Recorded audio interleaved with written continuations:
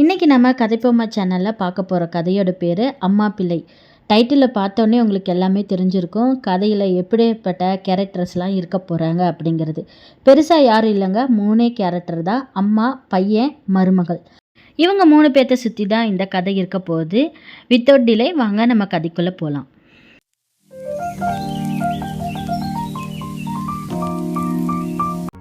பூங்கோதைக்கு இது முதல் பிரசவம்.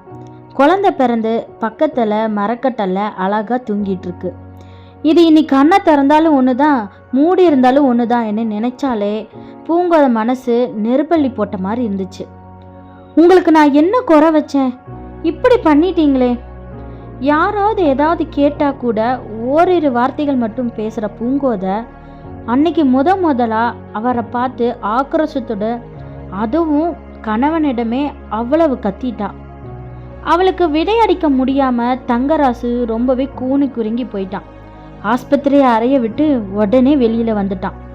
அறைக்கு வெளியில் வந்தால் கோமலம் கண்ணீரோடையும் வேதனையையும் நின்றுக்கிட்டு இருக்கா. கோமலம் யாருன்னா தங்கராசோட அம்மா, பூங்கோதையோட மாமியார். உன்னை எவ்வளோ வசதியாக நினச்சிக்கிட்டு இருந்தேன், சி நீ இவ்வளோ கேவலமாக இருப்பேன்னு நினச்சி கூட பார்க்கல. அவன் மனசில் நினச்சது தங்கராசுக்கு நல்லாவே கேட்டுருச்சு. மனைவி இருக்கிறப்பவே கேடுகட்ட பெண்ணுங்களெல்லாம் தேடி போய், 10 வயசு வரைக்கும் என் மடியில் போட்டு கொஞ்சின மகனா இவன், கடந்த காலத்தை பற்றி அப்படியே நினைக்க ஆரம்பிக்கிறாங்க. உங்கள் அப்பா மாதிரியே நீயும் என்னை விட்டு போயிடாத தங்கம். சிறு வயசில் அம்மா ஓயாமல் இதை சொல்லிக்கிட்டே இருப்பா. ஆனால் அவனுக்கு அப்போ அது புரியல. ஏன்னா அப்பா அவங்க கூட தான் இருந்தார். குழப்பத்தோடையே இருந்தான். தனக்கு ஒவ்வொன்றையும் அம்மா பார்த்து பார்த்து செய்வாங்க. எல்லாரும் தெய்வத்துக்கு தான் படையல் போடுவாங்க, ஆனால் கோமலத்துக்கு அவன் தான் தெய்வம். விதவிதமாக சமைச்சு அவனுக்கு கொடுத்துக்கிட்டே இருப்பாங்க. பிடிச்சிருக்கா தங்கம் அப்படின்னு ரொம்ப பாசத்தோடு கேட்பாங்க. அவன் பிடிச்சிருக்குமான்னு தலையாட்டினதுக்கு அப்புறம்தான் இன்னொரு டைமே அதை சமைக்கிறதுக்கு அவன் முயற்சி செய்வாள். இப்படி இருக்கிறப்ப ஒரு நாள் விதவிதமாக ஏதோ ஒரு உணவு பண்டத்தை செஞ்சு தங்கராசுக்கு கொடுக்க போகிறப்போ தங்கராசுக்கு அது பிடிக்கவே இல்லை. நல்லா இல்லம்மான்னு அவன் சொன்னதும் அவள் துடிப்பை பார்த்துட்டு, இனிமேல் அம்மா நோகிற மாதிரி எதையுமே நம்ம சொல்லக்கூடாது அப்படிங்கிறத அவன் முடிவெடுத்துட்டான். அன்னையிலேருந்து எது செஞ்சாலும் சரி, அது எப்படி இருந்தாலும் சரி, அம்மாவுக்காக அவன் சாப்பிட்டுக்குவான். இப்படி என்ன கொடுத்தாலும் எவ்வளவு கொடுத்தாலும் வேணான்னு சொல்லாமல் சாப்பிட்டு ரொம்பவே குண்டாயிட்டான். இதனால் அவன் ஃப்ரெண்ட்ஸ் எல்லாருமே கேலி செஞ்சால் கூட எங்கள் அம்மாவுக்கு நான் இப்படி இருந்தால் தான் பிடிக்கும்னு வீம்பா சொல்லிட்டு போயிடுவான். ஸ்கூலில் எல்லாரையும் ஒரு நாள் டூர் கூப்பிட்டு போகிறாங்க. எல்லாத்துக்கும் ரொம்பவே ஆசையாக இருந்துச்சு. எல்லாரும் ரொம்ப ஆவலாக வேற இருந்தாங்க.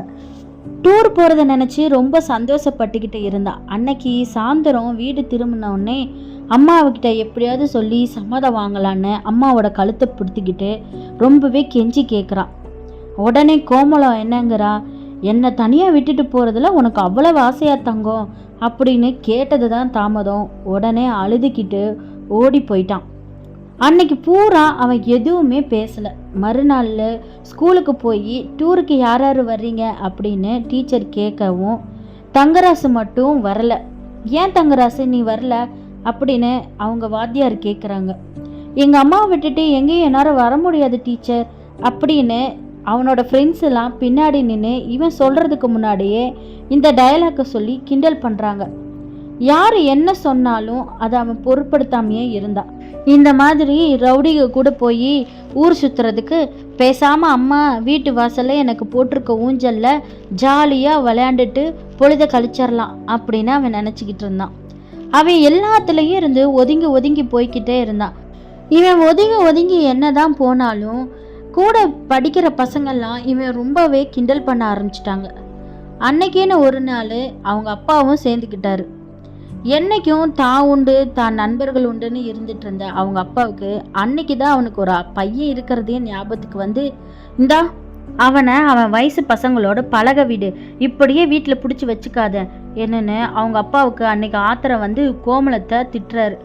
இதவே பொறுத்துக்க முடியாத கோமலத்துக்கு, எனக்கு எல்லாம் தெரியும், வீட்டிலேயே தங்காமல் ஃப்ரெண்ட்ஸு கூட ஊரை சுற்றிக்கிட்டு வர ஒருத்தரை போல் என் பையன் இருக்க வேணாம். அவன் என்ன சூதாடியா இல்லை குடிகாரனா? கல்யாணம் ஆன கொஞ்ச நாள்லேயே மனைவியை நடு ரோட்டில் விட்டு போட்டு இப்படி ஃப்ரெண்ட்ஸுக்கும் சூதாட்டத்துக்கும் அடிமையானதுனாலேயே கோமல பேச்சையெல்லாம் வாங்கிக்கிற நிலமையில தான் அவர் அப்பா இருந்தார். இதுக்கு மேலே பேசுனா எப்படியும் நம்ம குறையும் சேர்ந்து பேச ஆரம்பிச்சிருவான்னு பயந்து போய் வாயை அடைச்சி போயிட்டார். அம்மாவும் பிள்ளையும் எப்படியோ தொலைஞ்சு போங்கன்னு கையை கழுவி விட்டுட்டார். தங்கராசு வயசில் இருக்கிற பசங்கள்லாம் காதல் கீதல்னு அலைஞ்சிக்கிட்டு இருக்கிற இந்த நேரத்தில் கோமலத்தை பேச்சை கேட்டுக்கிட்டு இருக்கிற தங்கராசன் நினச்சி அவளுக்கு ரொம்பவே பெருமையாக இருந்துச்சு. என் தங்கத்தை போல் இந்த உலகத்தில் யாராவது இருக்காங்களா என்ன? படித்தான், வேலைக்கு போனான், இந்தாம்மான்னு அப்படியே சம்பளத்தை கொண்டு வந்து என் கையில் கொடுத்துட்றான். ஒரு சிகரெட்டு பிடிச்சிருப்பானா இன்ன வரைக்கும்? எதிரில் யார் இருந்தாலும் தான் மகனோட பெருமையை சலிக்காமல் பேசிக்கிட்டே இருப்பா கோமலம்.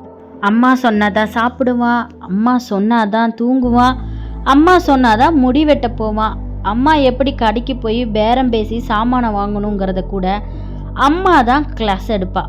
அம்மா இல்லாத உலகத்தை அவனால் கற்பனை செஞ்சே பார்க்க முடியாது. கொஞ்ச நாள் போனதே கோமலமே தங்கராசுக்கு ஒரு நல்ல பொண்ணாக பார்த்து கல்யாணம் பண்ணி வைக்கிறாங்க. அம்மா பார்த்த பொண்ணுன்னு கழுத்தில் தாலி கட்டுனா அசட்டு சிரிப்போட.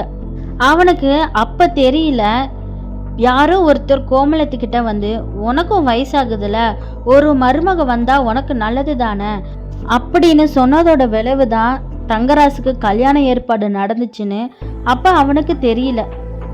பூங்கோதையும் அவனுக்கு ஒரு அம்மா மாதிரி தான் தெரிஞ்சான் தங்கராசுக்கு. முரட்டுத்தனமாக பேசியோ அவனை நோகடிச்சோ எதுவுமே அந்த பொண்ணை பண்ணக்கூடாதுன்னு அவன் உறுதியாக இருந்தான். என்னதான் மனைவியாக இருந்தாலும் நான் எப்படி அம்மாவை விட்டுட்டு இன்னொரு பெண்ணை நாடுறதுங்கிற குழப்ப வேற தங்கராசுக்கு.